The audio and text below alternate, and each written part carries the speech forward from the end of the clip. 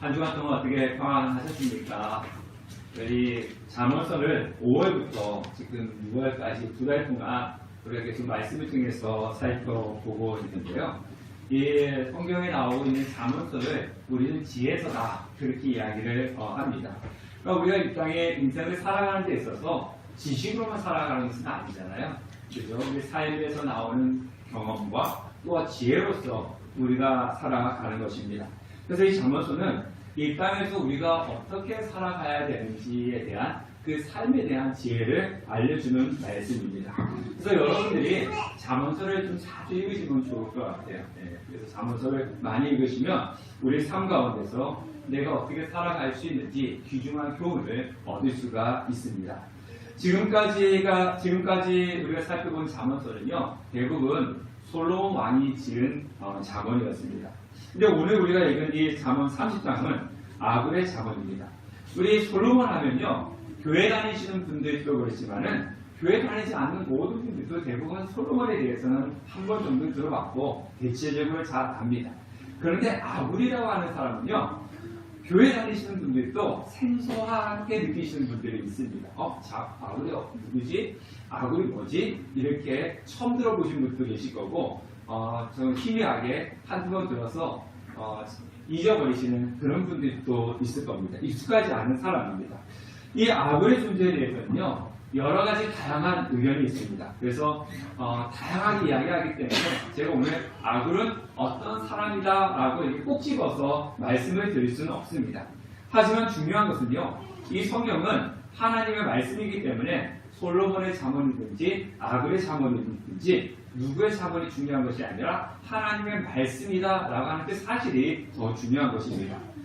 아굴이 잠언을 기록한 이유는 뭐냐면요, 1절에 보니까 이디엘과 우갈에게 이른 것이다 이렇게 말씀하고 있습니다. 즉 아굴은 이디엘과 우갈에게 교훈을 하기 위해서 주신 말씀이 지혜의 말씀이라는 것입니다. 근데 여기서 이디엘과 우갈이라고 하는 존재도 다양하게 이야기가 많습니다. 그래서 어떤 사람은 이디엘과 우갈이 제자다라고 이렇게 이야기하는 사람도 있고요. 어떤 사람은 이디엘과 우갈이 아들이다 이렇게 이야기하는 그런 사람도 있습니다. 근데 뭐 제자든지 아들이든지 간에 이 아굴이 이디엘과 우갈에게 정말 이 땅에서 이렇게 살아가야 된다라고 하는 그런 교훈을 주는 말씀이라고 하는 것입니다. 아굴에 대해서는 이야기가 여러 가지지만 이 아굴의 이름의 뜻을 나는 나그네다 라는 그런 뜻을 가지고 있다고 합니다. 자, 우리가 그냥 알듯이 인생은 뭡니까? 인생은 나그네지 않습니까? 그래서 가요를 보면 우리 젊은 청년들은 잘 모르겠지만 인생은 나그네길 이런 가요도 있습니다. 그러니까 어디서 왔다가 어디로 가는지 모르는 것이 나그네 인생길이라고 하는 것입니다. 나그네는요, 이 땅에 정착해서 살아가는 존재가 아니라 그냥 잠시 머물렀다 가는 존재가 나그네입니다.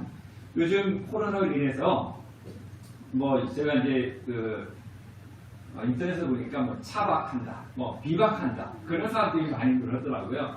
여러분도 한번 차박, 비박 해보신 분 계십니까?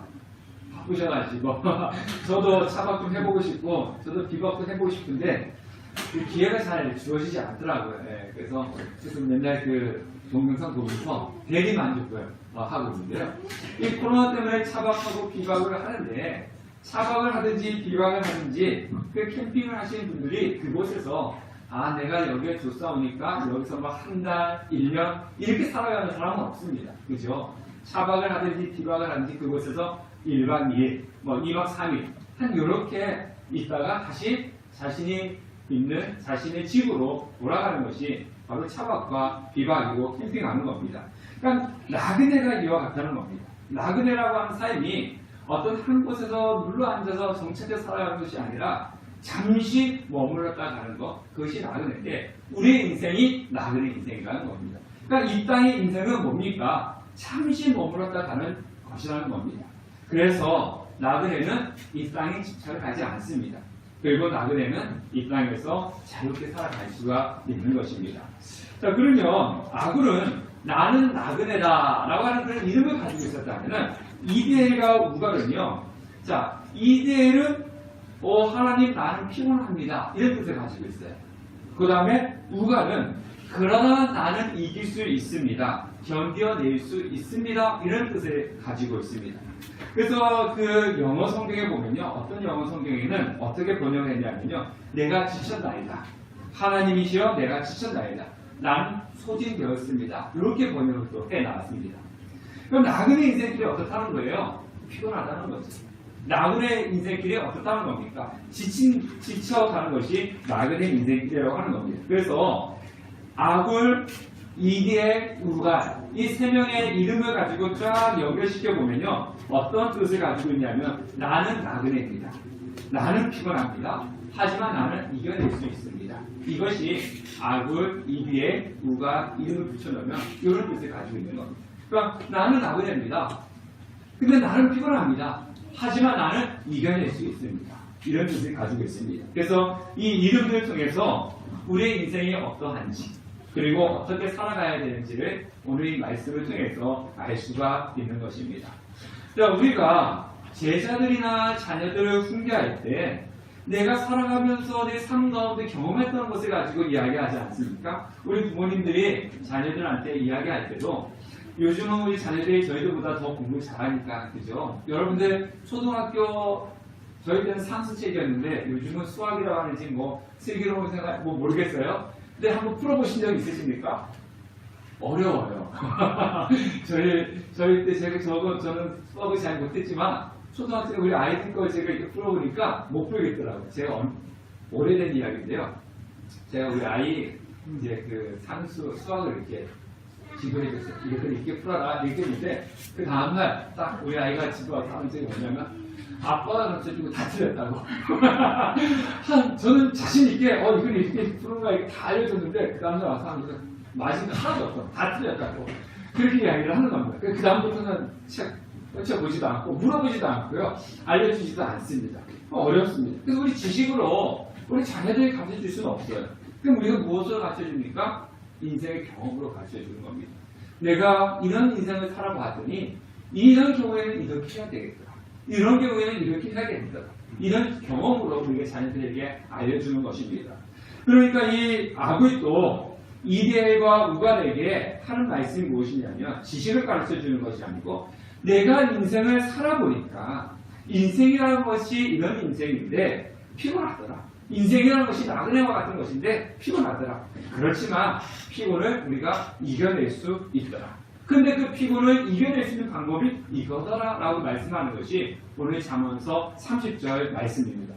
자, 그러면 그 방법이 무엇일까요? 2절과 3절 말씀을 다 같이 한번 읽어보도록 하겠습니다. 2절과 3절 시작. 나는 다른 사람에게 비하면 짐승이라. 내게는 사람의 충명이 있지 아니하니라. 나는 지혜를 배우지 못하였고 또 거룩하신 자를 아는 지식이 없거니와.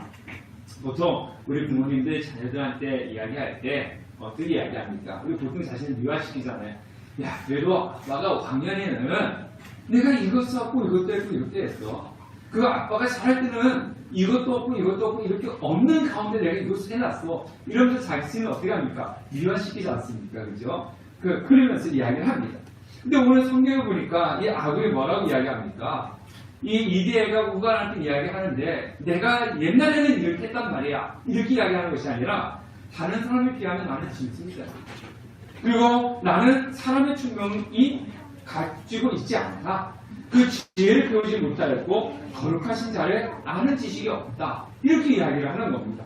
그러니까 부끄러운 말로 나는 이런 능력이 없고 이렇게 참 부끄러운 사람이었어. 이것을 제자나 아이에게 이야기를 하고 있다는 겁니다. 자, 그러면요. 우리가 성경에 보면 우리가 여러분들이 우리가 살아가면서 누구를 저 사람은 짐승 같아. 이렇게 표현할 때 그 짐승이라는 의미가 뭡니까? 저 사람은 짐승 같아. 이렇게 이야기할 때 그 표현은 뜻은 좋은 뜻은 아닙니다. 그죠? 사람 같지 않고 둔하고 어리석은 사람을 이야기할 때 우리가 저 사람을 가지고 짐승 같아. 이렇게 이야기하지 않습니까? 성경도 똑같아요. 성경도 짐승이다라고 표현하는 것은요. 아둔하고 어리석은 사람을 이야기할 때 짐승이라고 표현합니다. 근데 이 아굴이 자신을 갖다가 뭐라고 이야기하고 있냐면 나는 짐승이다 이렇게 이야기합니다. 이것은 겸손의 표현이 아닙니다. 겸손해서 이렇게 이야기하는 것이 아니고 이 표현은 자신의 부족함을 경험한 고백입니다.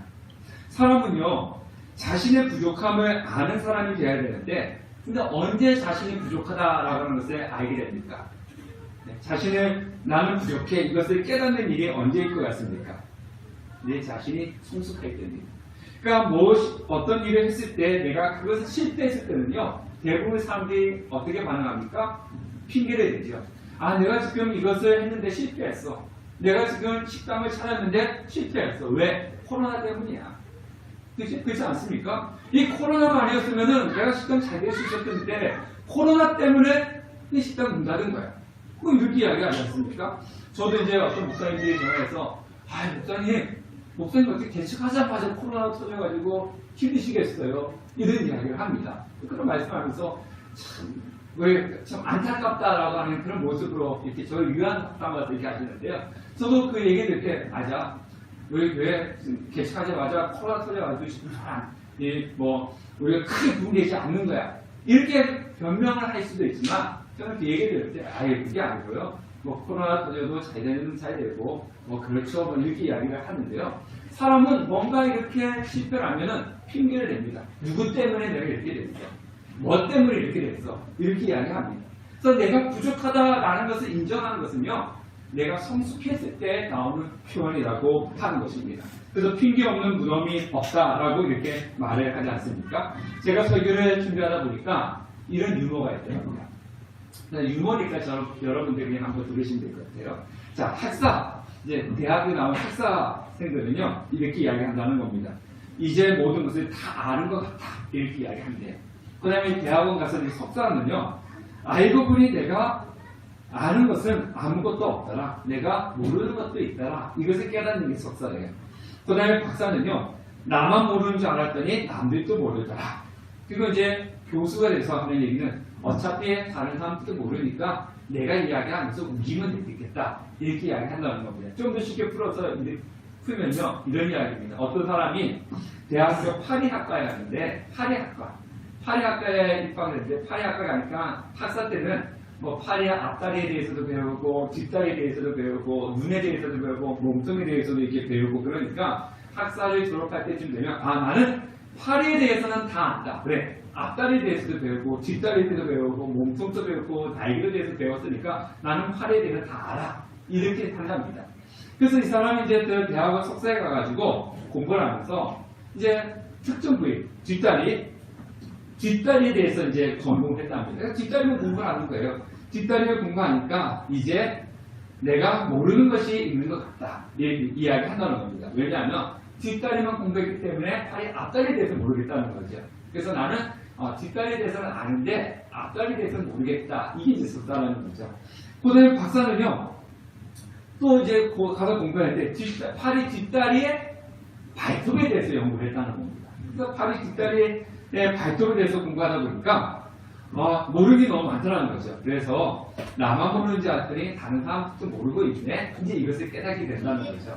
그 다음에 이제 교수가 돼서 이제 연구를 하다 보니까 파리 뒷다리 발톱에 끼어있는 때에 대해서 연구를 했답니다. 때에 대해서 연구를 하는데 그 때에 대해서 연구하는 사람도 보니까 어떤 사람들은 30년 된 때를 연구하는 사람도 있고 어떤 사람은 20년 된 때를 연구하는 사람도 있고 15년 된 때를 연구하는 사람도 있고 그러니까 때 하나를 가지고도 10년 된 때, 20년 된 때, 30년 된 때 이렇게 연구하는 사람들이 다 다르다는 겁니다. 그러니까 저 사람이 이야기할 때도 나는 30년 된 때를 연구하는데 30년 된 때에 대해서는 아무것도 모르더라는 거죠. 그래서 깨닫는 게 어차피 저 사람도 모르니까 그냥 내가 알고 있는 거 끝까지 우기면 되겠다. 이것을 알아가는 게 교수다. 이런 이렇게 유머 나와 있는 것을 보았습니다. 자, 이것이 무엇입니까? 그냥 대학교 졸업할 때 나 다 아는 것 같아. 이렇게 하지만 또 올라가면 올라갈수록 무엇을 느낀다는 겁니까? 내가 모르는 것이 많구나. 내가 부족하구나. 이것을 깨닫게 된다는 거죠. 그래서 내가 부족해 이것을 깨닫는 것은 내가 그만큼 성숙되어 간다라고 하는 그런 의미를 가지고 있는 것입니다. 그래서 아굴이 자신을 가지고 다른 사람에게 비해서 보니까 나는 짐승이에요. 그리고 나에게는 충분히 있지 않고 지혜를 배우지 못하였고 거룩하신 자를 아는 지식이 없다라고 이야기할 때는 겸손이 아니라 정말 자신이 하나님에 대해서 그리고 신앙생활 모습을 보니까 너무 부족하더라. 이것을 깨달아서 하는 이야기인 것입니다. 그래서 이 사람은 내가 하나님을 잘 섬기고 경건하고 정직하게 살아가려고 발버둥 치면 칠수록 자신이 어떻다는 겁니까? 죄인이더라. 내 자신은 짐승이더라. 정말 하나님을 아는 것이 없더라. 이것을 스스로 깨닫게 되었습니다. 이것은요, 이 아구만 그런 것이 아니라 욥도 그랬습니다. 여러분들 욥 아시잖아요. 그죠? 욥이 얼마나 대단한 사람입니까? 욥이 얼마나 하나님을 잘 섬긴 사람입니까? 자신은 하나님 대해서 너무나 잘 알고 있고 정말 하나님 앞에서는 죄를 지지 않고 경건하게 살았다고 자부하는 그 사람이었는데 하나님과 이야기 몇 마디 딱 하고 나서 뭐라고 고백하고 있냐면요. 욥기서 40장 4절과 5절 보니까 내가 하나님 앞에서 손으로 내 입을 가렸습니다. 뭡니까? 그전에는 내가 할 이야기는 너무 많았다는 거예요. 그런데 하나님을 만나보니까 할 말이 없다는 거예요. 그래서 내가 손으로 내 입을 가렸습니다. 이렇게 고백을 하고 있는 것입니다. 제가 요즘 기도를 하면서 하나님께 종종 이런 기도를 합니다. 어떤 기도를 하냐면요. 하나님, 어떻게 해야 되죠? 네. 제가 할 수 있는 것은 아무것도 없습니다. 근데 어떻게 해야 될지도 모르겠습니다. 좀 알려주십시오. 제가 이런 기도를 종종 합니다. 제가 예전에 저희 아버님을 보면서 저희 아버님 개척하셨잖아요. 오래전에요. 개척하셨는데 그 개척하면서 개척교회 이끌어 나가시는 쭉 모습을 보면서 제가 이런 생각들 많이 했습니다. 왜 아버지 저것밖에 못하시지? 다른 목사님 보니까 뭐 개척한 지 몇 달 만에 몇 병이 되었다던데 어떤 목사님 개척한 지 몇 년 만에 큰 데로 이렇게 옮겼다던데 왜 아버지를 보니까 큰 변화가 없는 거예요. 그러면서 왜 아버지는 저것밖에 못하지? 이런 생각을 제가 많이 했습니다. 그래서 또 겉으로는요 속으로 내가 해도 저것보다 더 잘하겠다. 이런 생각을 했던 적이 사실 있습니다. 그런데요, 그게 이제 제가 아주 오래전에, 10년, 20년, 20년 전에 이제 그런 생각을 했었습니다.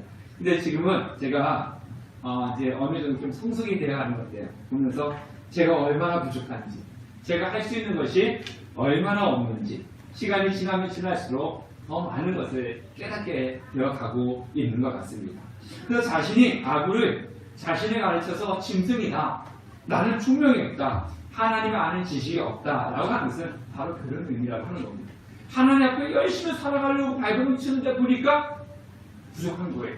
너무나 부족한 거예요. 그래서 나는 부족한 사람입니다. 라고 이렇게 고백을 하고 있는 것입니다. 자, 그러면서 4절에 아굴이 묻습니다. 4절 말씀 다 같이 한번 읽어볼게요. 시작. 하늘에 올라갔다가 내려온 자가 누구인지, 바람을 그 장중에 모은 자가 누구인지, 물을 옷에 싼 자가 누구인지, 땅의 모든 끝을 정한 자가 누구인지, 그의 이름이 무엇인지, 그의 아들의 이름이 무엇인지 너는 아느냐. 자, 4절에 보니까 누구인지가 4번 나오고 있고 무엇인지가 2번 나오고 있습니다. 그러니까 너희는 아느냐, 너희는 모르고 있지 않느냐, 이것을 지금 4절에 이야기를 하고 있습니다. 자, 여기서 하늘에 올라갔다가 내려온 자라고 하는데요. 이 하늘은 그냥 우리가 이렇게 탁 쳐다보면 파란 하늘, 이것을 이야기하는 것이 아니라 이 유대인들의 하늘의 개념은요 조금 다릅니다. 일층천이 뭐냐면요, 우리가 여기서 이렇게 살아가는 숨쉬고 살아가는 대기권을 가지고 일층천이라 그래요. 이층천은 뭐예요? 태양이 떠 있고 별이 있는 곳을 갖다 이층천이라 그러고요. 3층천은 하나님이 계신 것. 이게 이제 유대인들이 생각하고 있는 개념이에요. 그래서 사도 바울이 어디까지 갔다 왔어요? 나는 3층천까지 갔다 왔다 그러지 않습니까? 그러니까 천국 갔다 온 거예요. 예. 그래서 1층천, 2층천, 3층천 이렇게 유대인들의 개념이 그렇습니다. 하늘에 대한 그 개념이 옛날에. 그래서 여기서 하늘이다라고 하는 것은 뭐냐면요, 우리가 이렇게 눈으로 보면 이 새가 비행기가 날아다니고 아니면 별이 떠있는 이것을 이야기하는 것이 아니라 하나님이 계신 그곳을 이야기하는 겁니다. 그러니까 그 하나님이 계신 그곳에 올라갔다가 내려온 자가 누구인지, 그 다음에 바람을 장중에 모은 자. 장중이라고 하는 것은 뭐냐면 주먹, 손 안입니다. 자, 바람. 여기 바람이 누구인데 이 바람을 제가 손 안에 이렇게 딱 집어, 자, 바람 부는데 잡았어요. 제가 바람 부는데 바람 잡았네, 제가 이러면 여러분들이 어떻게 생각할 겁니까? 우리 목사님 요즘 이상해지는 거 아니야? 뭐 청량이랑 용임 병원 거기 보내야 되는 거 아니야? 이렇게 생각하지 않습니까? 그죠? 그러니까 손으로 바람을 잡을 자가 있느냐? 없다는 거지 않습니까? 바람을 주관할 자가 있느냐? 이것을 묻고 있는 거죠. 그 다음에 물을 옷에 싸면, 자, 이 물이 있는데요. 자, 이 옷이지 않습니까? 여기다 부으면 이 물이 어떻게 되겠습니까? 흘러내리죠. 이 옷으로 물을 쌀 수 있는 사람이 있느냐? 이걸 묻고 있는 거죠. 그리고 마지막에 땅의 경계를 정하신 분이 누구냐? 이걸 묻고 있는 것입니다. 자, 이러한 존재가 이 땅에 누구인지 아느냐? 여러분 누구일 것 같습니까? 네. 누구라고 생각하십니까? 하늘에 올라갔다 내려오신 분, 그리고 바람을 이 소나기 쥐고 있는 분, 물을 옷으로 싸고 있는 분, 네. 땅의 경계를 정하시는 분, 누구라고 생각하십니까? 저라고 생각하지 않으시겠죠? 네. 그분이 누구시겠습니까? 창조주 하나님이시지 않습니까? 네. 창조주 하나님. 자, 이 땅의 사람들 중에서 그렇게 할 수 있는 사람이 있느냐? 아무도 없지 않느냐? 오직 그렇게 할 수 있는 분은 창조주 하나님밖에 없다. 그 하나님 앞에 서 있는 우리는 어떤 존재냐? 아무것도 내세울 수 없는 연약한 존재이지 않느냐? 라고 이렇게 말씀을 하고 있습니다. 이것을 깨닫고 있느냐? 지금 묻고 있는 겁니다. 우리 하나님에 대해서 알아가면 알아갈수록 어떻다는 겁니까? 하나님에 대해서 알아가면 알아갈수록 하나님은 너무 크신 분이셔요. 처음에는 그냥 하나님이 이런 분이시구나 이렇게 생각했는데 하나님에 대해서 알아가면 알아갈수록 이 하나님에 대한 존재를 너무나 알 수 있는 방법이 없는 거예요. 내가 알고 있는 지식은 요구하게 되지 않는다는 겁니다. 그래서 나는 하나님을 잘 알 수가 없다. 알지 못한다라고 고백하면서 그래도 내가 알고 있는 것이 두 가지가 있는데 그것이 무엇이냐? 5절에 보니까 뭐라 그럽니까? 하나님 말씀 다 어떻다고요? 하나님 말씀 다 순전합니다. 하나님은 그를 의지한 자의 방패신다. 내가 알고 있는 거 두 개밖에 없더라. 하나님 너무 커가지고 알고 있는 게 두 가지인데 하나님 말씀은 순전하고 하나님은 그를 의지한 자의 방패가 되신다. 자, 여기서 순전하다고 하는 것은 뭐냐면요. 하나님의 말씀은 잘못된 것이나 오류가 없다는 뜻이에요. 그리고 하나님 말씀이 순전하기 때문에 잘못된 것이나 오류가 없기 때문에 그 하나님의 말씀을 믿고 하나님을 의지하는 자는 하나님이 무엇이 되어주신다고요? 방패가 되어주신다는 거예요. 네, 하나님은 우리의 뭐가 되어주신다고요? 방패가 되어주신다는 거죠. 그 말씀을 믿는 자들에게 방패가 되어주신다. 내가 아는 그 두 가지다. 이렇게 말씀을 하고 있는 겁니다. 그래서 사랑하는 성도 여러분, 하나님의 말씀은 오류가 없습니다. 이 말씀에서 이야기하는 것들은 분명히 우리 삶 가운데서 이루어지는 것이고 이 말씀대로 하나님이 역사하시는 것입니다. 이 말씀을 믿는 자들에게 하나님은 무엇이 되어주시냐? 방패가 되어주시는 것입니다. 그냥 방패가 되어달라는 것이 아니라 말씀을 믿고 나가는 자들에게 방패가 되어주시는 것입니다. 우리 지금 인생을 살아오면서 이 두 가지를 경험하고 이데가 우갈에게 말씀을 하고 있는 겁니다. 그러면서 우리 지금까지 하나님께 간구하는 두 가지가 있었다는 거죠. 그 기도 제목이 두 개가 있었다는 것이 아니라 지금까지 계속 평생 동안 끊임없이 기도했던 그 기도 제목 두 가지가 있었다는 겁니다. 이건 과거의 모습이었기 때문에 오늘 한 번 기도한 걸 끝난 것이 아니라 평생 동안 그것을 놓고 기도했다는 거예요. 자, 평상시의 기도는요, 그 사람의 주된 가진 자가 됩니다. 자, 여러분들 기도하실 때 제일 먼저 기도 제목이 뭡니까? 제일 먼저 나오는 기도 제목. 그리고 기도할 때 제일 오랫동안 기도하는 그 기도 제목이 뭡니까? 이것은 내가 기도할 때 제일 먼저 나오고 제일 오랫동안 기도한다는 것은 나에게 있어서 어떻다는 거예요? 가장 중요하다는 거죠. 저는 기도할 때 제일 먼저 그리고 가장 오랜 시간을 들여서 기도하는 것이 이제 교회예요. 교회가 이제 여러분들 위해서 기도를 제일 먼저 하고 오랫동안 합니다. 주된 간증사이기 때문에 그런 거죠. 그래서 아굴의 주된 기도는요, 우리가 8절 보니까 우리가 기도하는 것과 조금 다릅니다. 8절 다 같이 한번 읽어볼게요. 시작. 곧 헛된 것과 거짓말을 내게서 멀리 하옵시며 나를 가난하게도 마옵시고 구하기도 마옵시고 오직 필요한 양식으로 나를 먹이시옵소서. 첫 번째가 뭐라고요? 헛된 것과 거짓말을 내게서 멀리 하옵소서. 이렇게 기도하고 있어요. 자, 헛된 것. 자, 헛된 것은 우상인데요. 자, 이 우상이라고 하는 것은요, 나의 인생을 든든히 붙잡아 줄 수 없는 것이 바로 헛된 것입니다. 우리 인생 가운데 헛된 것들이 얼마나 많이 있습니까? 나의 인생을 든든히 붙잡아 주지 못하는 것들이 얼마나 많이 있습니까? 나의 인생을 망치게끔 하는 헛된 것들이 얼마나 많이 있습니까? 이 헛된 것에 내 인생을 투자하면 내 인생은 망하는 것입니다. 이 헛된 것에 내 인생을 맡겨버리면 나의 인생은 그냥 그걸로 끝난다고 생각을 하시면 됩니다. 자, 그런데도요, 우리 주위에 보면은 이 헛된 것에 인생을 투자하는 사람들이 너무나 많이 있습니다. 그래서 우리 그 사람들 보면서 이해가 되지 않죠. 어떻게 저 사람은 저런데 인생을 투자했을까? 이해가 되지 않습니다. 그죠? 그럼 뭐 그 사람이야 이 헛된 것이라고 생각하고 인생을 투자했겠습니까? 아니에요. 아니 무슨 생각해보면 상식적으로 이것이 헛된 거라고 알면서 이 헛된 것에 내 인생을 투자하면 망한다면서 알면서도 그것에다가 인생을 투자하는 사람이 있겠습니까? 없어요. 네, 없는 거예요, 이거는. 그런데도 투자하는 사람이 있다는 거죠. 그 이유는 뭐냐면 무엇 때문에? 거짓말 때문에. 거짓말 때문에. 자, 거짓말에 넘어가서 피해를 당하는 거지 않습니까? 이것에 투자하지 않으면 당장 큰일이 날 것 같이. 그렇죠? 우리 무당들이 사람들한테 구타를 할 때 뭐랍니까? 이거 안 하면 하지 않으면은 당신 자식들 지금 당장 그거를 겹치고 어떻게 될 거야? 그러니까 돈 들 때. 이 거짓말이었습니다. 그죠? 큰일 날 것처럼. 아니면 여기 투자하면 내일 당장 눈만 뜨고 나면은 100만 원, 1000만 원 낼 거야. 여러분들, 요거 내가 100만 원 투자했는데 눈 감았다가 내일 아침에 일어나서 1000만 원 낸다. 안 할 사람 있겠습니까?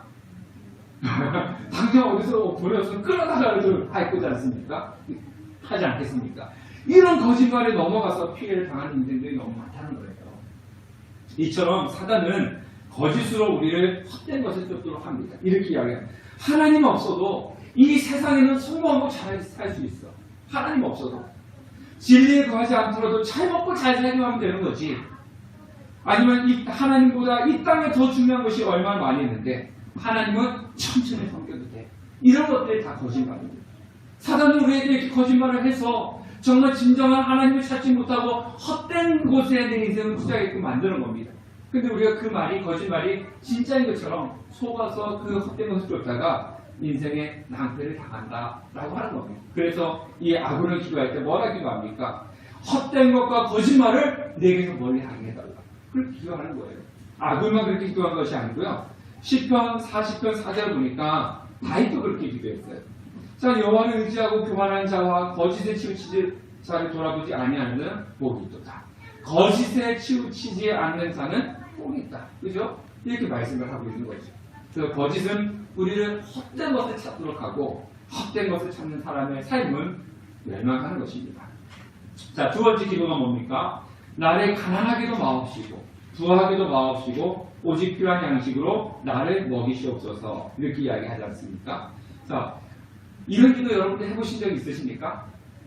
저는 이 성경 구절을 인용도 많이 했고 설교 시간에도 여러 번 이야기를 했는데요. 뭐 가난하지 않게 해달라고 기도는 많이 했던 것 같아요.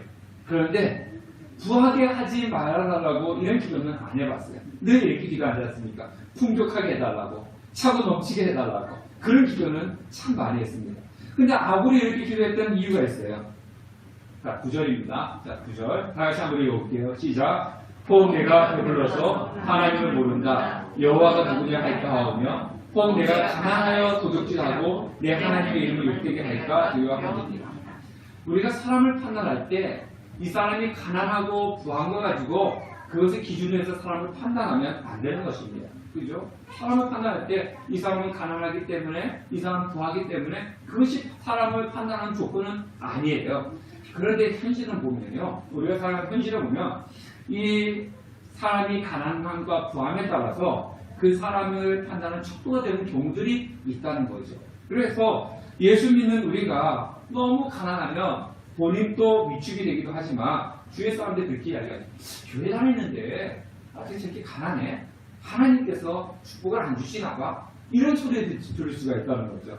그래서 하나님을 욕되게 할 수 있기 때문에 이 아군이 뭐라 이야기하고 있냐면 하나님 그런 욕되게 들을 수 있기 때문에 나를 가난하게 한 맛이 없어서 이렇게 기도합니다.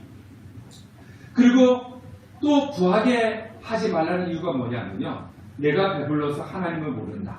여호와가 누구냐 할까 하오며 이렇게 그 때문에 부하게 하지 마라 이렇게 기도합니다. 자, 부한 것을 우리는 축복이라고 생각을 하죠. 예, 부한 것은 축복이라고 생각하는데 부한 것이 축복이 아닌 경우들이 또 참 많이 있습니다. 예, 왜냐하면요, 부하면 하나님은 망각하고 하나님을 잊어버릴 수 있는 경우들이 있기 때문에 그렇습니다. 자, 내가 부하면 내가 할 수 있는 것이 많이 있어요. 그죠? 여러분 사실 그렇지 않습니까? 주머니에 요즘은 뭐 카드 갖고 다니고 뭐 요즘은 현금 별로 없지만 어쨌든 간에 내가 많은 것을 가지고 있으면은 적은 것을 가지고 있을 때보다 할 수 있는 것이 더 많아요. 그렇지 않습니까? 뭐 예배를 끝나고 예를 들어서 내가 부하면은 예배 끝나고 나게 요즘 코로나 때문에 힘들지만 코로나가 이제 아니면은 우리 성도님들 제가 오늘 정신 한번 쏘겠습니다. 거창한 같은 데가 다 할 수 있지 않습니까? 근데 내가 부하지 않으면 그런 마음은 있어도 할 수가 없는 거예요. 이게 이제 사람의 모습이라는 거죠. 부하면 내가 할 수 있는 것이 더 많은 거예요. 근데요, 인간의 죄는 어디서 출발합니까? 인간의 죄는요, 내가 신처럼 무엇인가 할 수 있다, 내가 신이 될 수 있다라고 하는 것에서 인간의 죄가 출발을 하는 것입니다. 그래서 돈은요, 내가 무엇이든지 할 수 있다고 하는 전능감을 갖게 하는 거죠. 내가 무엇이든지 할 수 있어 하는 전능감을 심어주는데 그 전능감이 내가 하나님과 멀어지게끔 한다는 거예요.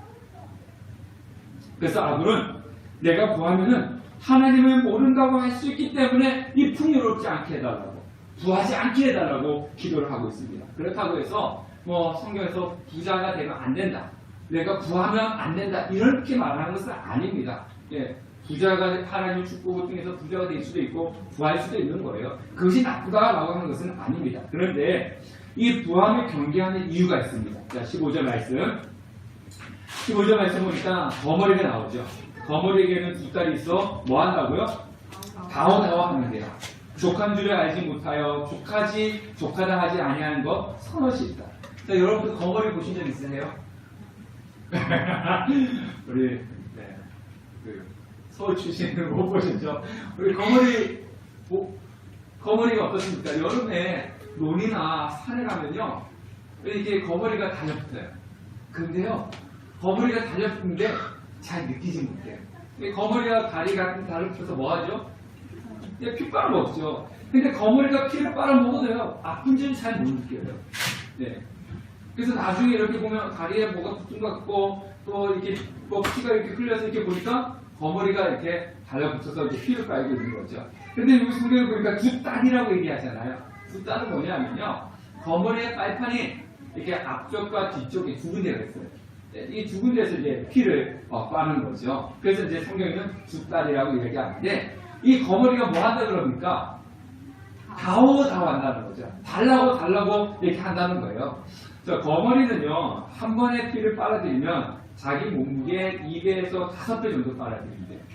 그리고 거머리 같은 경우는 한 10배 정도까지 빨아들인다고 합니다. 그러니까 요만한 거머리가 있으면 피를 이만큼 빨아들이는 거죠. 자, 우리가 보통 이렇게 이야기합니다. 거머리같이 달라붙는다, 그런 이야기 하지 않습니까? 거머리는요, 잘 안 떨어집니다. 잘 안 떨어지는데 언제 떨어집니까? 자기가 충분히 피를 빨았다라고 생각되면 알아서 떨어지는 거예요. 그래서 거머리는요, 인간의 욕망, 탐욕, 탐욕이 끝이 없는 존재를 이야기할 때 거머리 같다, 이렇게 이야기를 하는 겁니다. 그래서 거머리가 피를 빨아먹는데 그렇게 2배에서 5배, 많게는 10배까지 빨아먹으면서 만족함이 없이 뭐라 된다는 거예요? 피를 다오 이렇게 이야기한다는 거예요. 왜? 만족함을 모르기 때문에. 거머리가. 그 성경 16절에 보니까 이런 사람들이 또 있다는 거였죠. 만족하지 못하는 서너 가지. 곧 수월과 아이 되지 못하는 태와 물로 채울 수 없는 땅과 족하다 하지 않은 불인데요. 수월은 뭐냐면 죽음의 동간입니다. 이 땅에 있는 모든 사람들이 다 죽어도 이 수월은 어떻다는 겁니까? 더 채워야 돼 이렇게 한다는 거죠. 그 다음에 아이 되지 못하는 태, 출산을 하고 싶은데 출산하지 못해서 그 출산에 대해서 갈망하는 여인들의 그 마음들, 그리고 물로 채울 수 없는 땅. 이 물로 채울 수 없는 땅은요, 광야 사막을 이야기하면 됩니다. 여러분들, 우리도 그렇지 않습니까? 장마 기간에 비가 조금만 와도 땅은 금방 젖어버리죠. 물이 보입니다. 그런데 가물었다가 비가 내리면요, 비가 조금 와도 흔적도 티가 안 납니다. 그죠? 많이 와야지 되는 것처럼 사막에 광야에 비가 내릴 때, 비가 내리고 내려도 사막은 어떻게 하는 겁니까? 비가 더 와야 돼. 이렇게 땅을 이야기한다는 겁니다. 그 다음에 족하지 아니하는 불. 불이라고 하는 것은요, 어떻습니까? 내가 요만큼 태웠으니까 이렇게 꺼질래? 이런 불 맞습니까? 불은요, 탈 수 있는 것이 있다면 계속 타는 것이 불이에요. 내가 오늘은 불이 요만큼만 태웠으니까 이제 오늘 살라되자. 이렇게 하는 거 없습니다. 탈 수 있는 것까지, 태울 수 있는 것이 있을 때는 끝까지 타는 것이 불입니다. 만족하면 모른다는 거죠. 이것은 아무리 그래서 하는 얘기가 뭐냐면요. 내가 구하게 되면, 내가 물질의 탐욕에 사로잡히면 내 속에 있는 탐욕이 내가 스스로 제어할 수 없기 때문에, 사람이 한 존재가 그 탐욕을 스스로 제어할 수 없기 때문에, 내가 요만큼을 가졌기 때문에 아 됐다, 요만큼 가졌기 때문에 됐다, 이렇게 더 큰 것을 요구할 수 있기 때문에 하나님 더 구하지 않게 해주십시오, 이렇게 기도하는 겁니다. 자, 우리 생각이 없어요. 우리가 그런 이야기 하지 않습니까? 아, 나한테 100만 원만 있었으면 좋겠다. 근데 100만 원 생겼어요. 그것은 끝입니까? 아니죠. 1000만 원, 그 다음에 100만 원 생기면 또 얼마 있었으면 좋겠어요? 1000만 원. 그 1000만 원 생겼어요. 아, 그럼 이제 1000만 원 냈을 때 됐다. 그럽니까? 아니, 그 다음에는 우리 집도 그래요. 집도 뭐 예를 들어서 한 15평 집이 있으면 나중에 처음에는 내 2달 뻗고 살 수 있는 집이 있었으면 좋겠다. 이렇게 했는데 그렇게 집 있으면 그 다음에 조금 더 넓은 집. 이게 이제 사람의 욕망이고 탐욕이고, 그것을 내 스스로 뭐 할 수 없다는 겁니까? 제어하기가 힘들고 어렵다는 거죠. 그래서 우리에게는 무엇이 필요하냐면은 하나님의 은혜가 필요한 겁니다. 그래서 아무리 나를 구하기도 하지 마십시오라고 하는 것은 내 속에는 이렇게 제어할 수 없는 인간의 탐욕이 있기 때문에 하나님, 내가 이것을 제어할 수 있게끔 해주십시오라고 기도를 하고 있는 것입니다. 사랑하는 성도 여러분, 여러분의 평상시의 기도 제목은 무엇입니까? 주된 관심사가 무엇입니까? 이 땅에서 가난하지 않게 해달라고 하는 삶의 일용한 양식으로 해서 기도를 해야 됩니다. 그렇지만 이 땅에서 내가 탐욕이 아닌 순수한 모습으로 세워져가는 것에, 많은 것을 가지려고 하는 것에 주된 관심이 아니라 내가 하나님 앞에서 순전한 모습으로 세워져가는 것에 주된 관심을 가지시고, 하나님, 나는 그렇게 살아갈 수 없습니다. 내 힘으로 그렇게 해보니까 정말 하나님 앞에서 순전하게 살아갈 수 있는 그런 인간이 못 됩니다. 하나님, 나를 도와주십시오. 나에게 은혜를 베풀어 주십시오. 그래서 하나님 앞에 순전하게 살아갈 수 있는 인간이 되게 해주십시오. 이런 기도가 지금 아굴의 기도라고 하는 겁니다. 우리 저뿐만 아니라 우리 성도님들 모두가 많은 것들 갖는 것도 중요하지만 그것보다 더 중요한 것은 하나님 앞에 내가 어떤 모습으로 서 있는가, 순전한 모습으로 서 있는가, 정말 순전하게 살아가기 위해서 애쓰고 있는가. 그래서 하나님, 내 힘으로는 할 수 없지만, 나의 힘으로는 할 수 없지만 하나님 은혜를 주셔서 하나님 앞에 순전한 모습으로 살아갈 수 있는 자가 되게 해주십시오 라고 기도하며 나갈 때 하나님께서는 말씀에 있는데요, 우리의 삶 가운데 방패가 되어 주실 것입니다. 그 은혜를 누리는 우리 성도님 되시기를 주님의 이름으로 축원합니다.